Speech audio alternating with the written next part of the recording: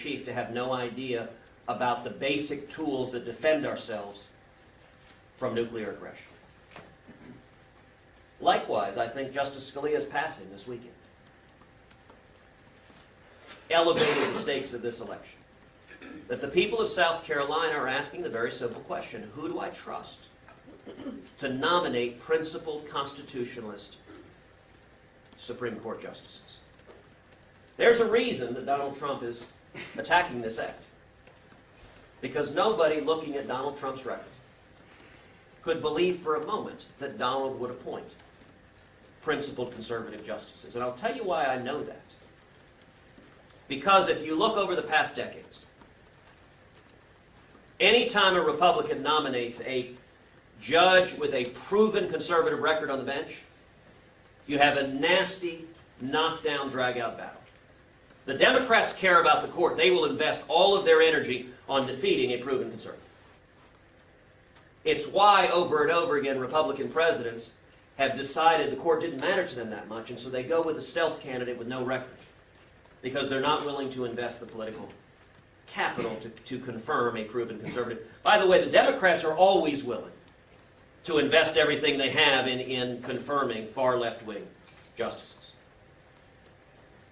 So if Donald ever became president, we know for a fact he would not invest any political capital in confirming a proven conservative justice. Why? Because for 4 decades he's been supporting left-wing Democrats, writing them checks, many of whose core mission was preventing conservatives from getting to the court. Nobody who cares about conservative justices could write those checks. And I would note the stakes.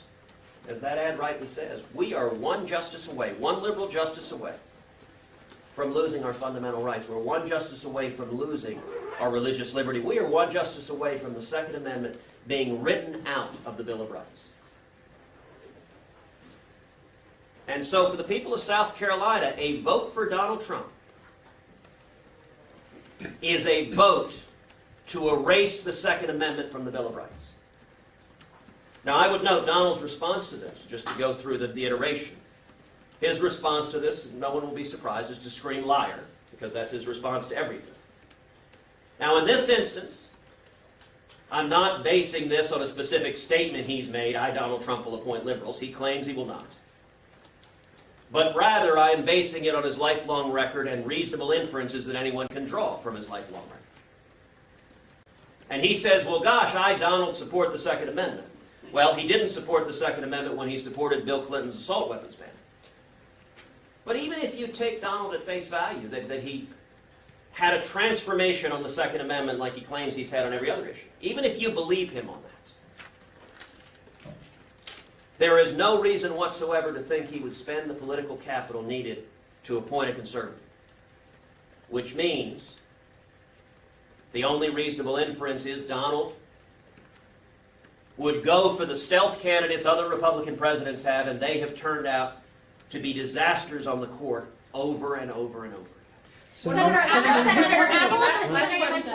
You mentioned ethics, but your rivals here, in particular Marco Rubio and Donald Trump, have called yours into question, pointing to the reports that your campaign did push in the lead up to the Iowa caucuses concerning Ben Carson. I know you apologized to Dr. Carson, but how do you respond to Rubio and Trump, who say that that is indicative, again, of how you're operating in South Carolina? Well, look, that is the result of the fact that both of those campaigns, the only thing they can do is engage in insults and attacks.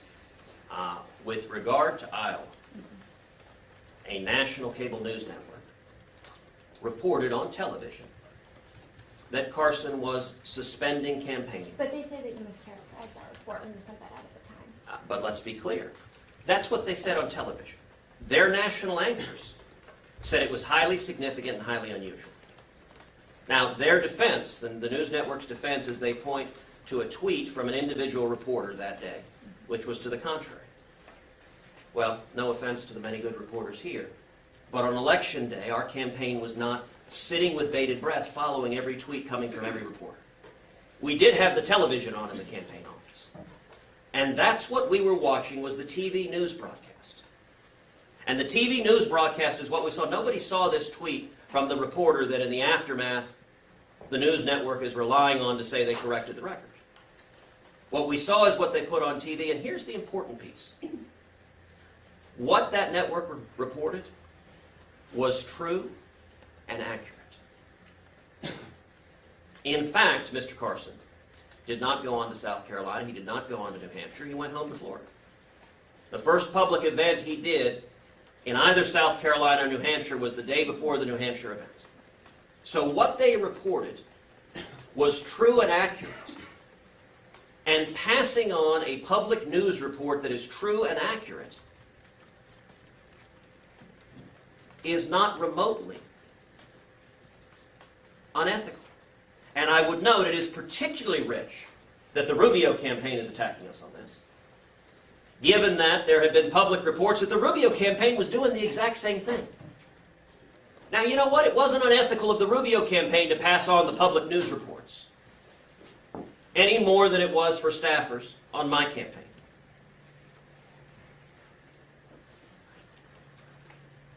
All of this is the product of candidates who don't want to talk about their own records. If you are a Republican candidate and you have a liberal record, if your record does not match the platform you are running on for president, then the last thing you want to talk about is your own record. So what you do instead is you try to change the topic. You try to engage in insults and attacks. You try to go to the mud. You try to make it personal, because actually talking about the record is precisely what you don't want to do. For example, one of Mr. Rubio's supporters was asked on a TV news program, name anything Marco has accomplished. He couldn't do so. Now, part of the reason he couldn't do so is the campaign didn't want to answer truthfully. The biggest accomplishment Marco Rubio has had in his time in the Senate is passing the Rubio-Schumer amnesty bill through the U.S. Senate. It's not even close. Dwarfs everything else he's done.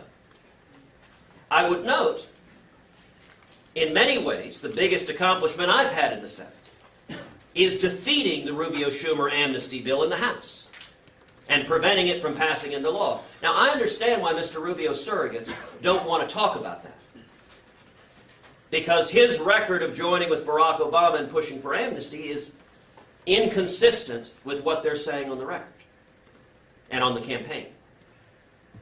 But campaigns ought to be about issues and substance and record. And that's what our campaign has been about, and it's what it will continue to be about. Commissioner Boston is rumored to be on the list of potential appointees. You called him a friend. You clerked with him. Would you vote to confirm him if President Obama? I would not. I have been very clear that the Senate should not confirm any nominee in a lame duck session. It's been 80 years since the Senate has confirmed a Supreme Court nominee who was nominated during an election year. And particularly when the court hangs in the balance. It makes no sense whatsoever to give Barack Obama the power to jam through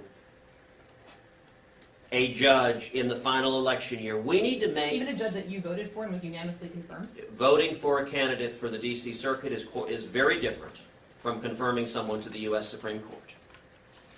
And I believe we should make 2016 a referendum on the U.S. Supreme Court.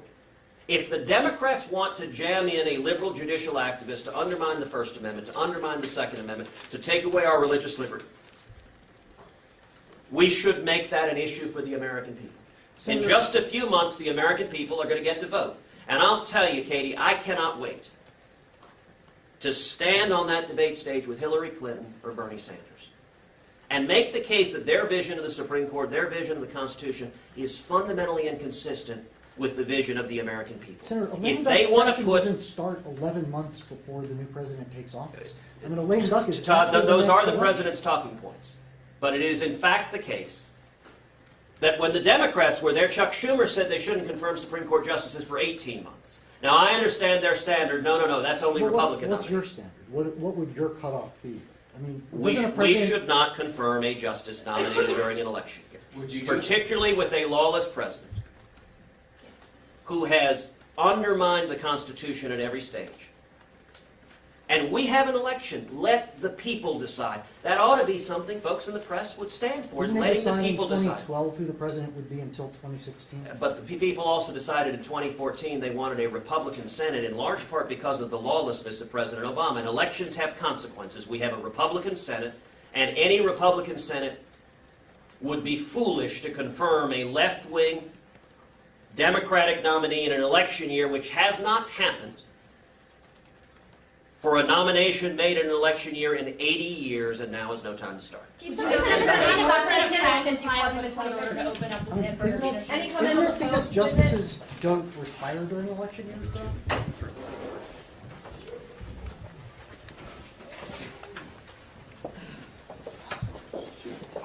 I want to.